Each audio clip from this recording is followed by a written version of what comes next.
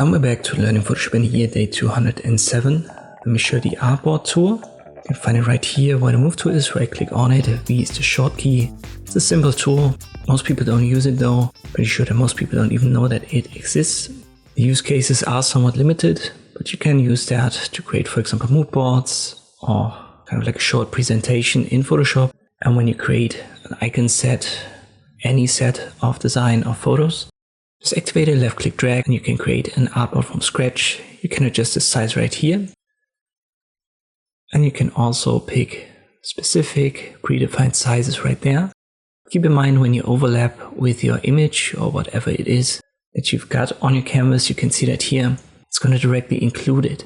So I press Ctrl Z, I move it to the side, and now I resize it, and now we still have the image unaffected.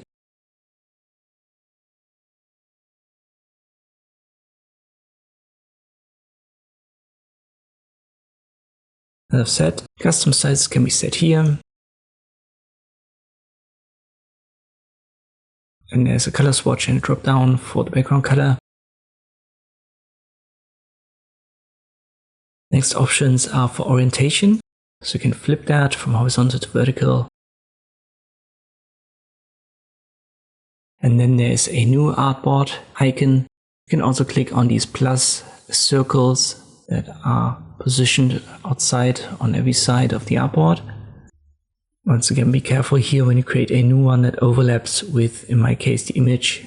It's going to include the image automatically into that artboard. So if you don't want that, make sure to expand your artboards to a side where you don't have anything on your Photoshop canvas.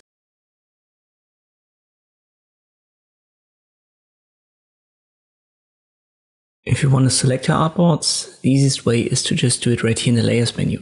So for every artboard, there will be a different element, and it's not just a layer, it's also a folder. Let me click on the plus sign here. You can see I've got this artboard copied. And now you can just drag your elements into these artboards. Once again, they kind of serve like folders as well. So if I put it here, it's going to be only visible in that artboard. So in this case, artboard 1.